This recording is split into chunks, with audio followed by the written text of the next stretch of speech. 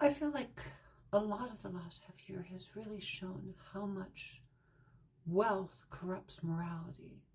Um, and this latest thing in the news, which I always point out to make it like things blow over, it seems like this is a big changing event, but like it'll be something else 2 weeks from now. But when you think about how former presidents have appeared to talk about like political violence, and they didn't when like there were people dying in ice raids in Southern California, or there's a boat blown up off the coast of Venezuela that like at least even like Rand Paul was like, like there's no trial, right? You can't just blow up a boat to make a political statement and kill 6 people for no real reason just because you want a news clip. Or there's people online to get food aid in Gaza getting shot at. And every day there's these things, right? You had the killings of the lawmakers in Minnesota. But the value of celebrity or the value of rich people is way more than the value of the rest of us. So since the election, I've noticed that business owners and civil society have largely gone quiet. Because they sort of are worried that maybe their bottom line will be impacted because they know that this administration will take revenge for political speech. But they might speak out if they personally felt threatened. But what does personally threatened mean?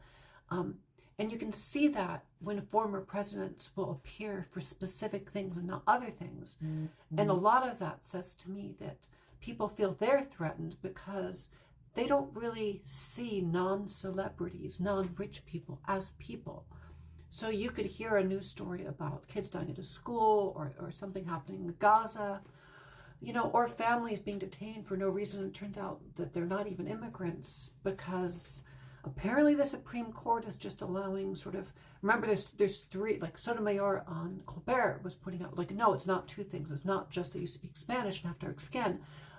You also have to be poor, right? You have to have a working class job. And that's what the Supreme Court said. Well, that's enough. You can go like detain someone and investigate them just for that, which a lot of that sort of says that unless you're part of this wealthy elite class, your life just doesn't matter.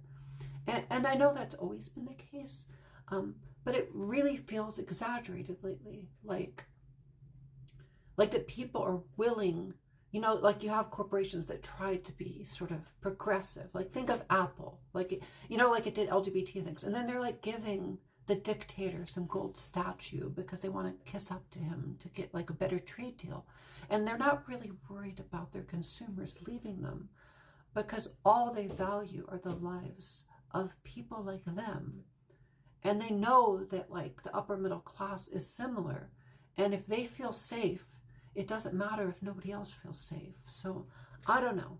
It feels very exaggerated recently in terms of something that's always been there, where money, power, and celebrity mean that your life has value. But anybody else, people don't really see it the same. So political violence means political violence against people who matter, not like a bunch of people in a boat off the coast of Venezuela.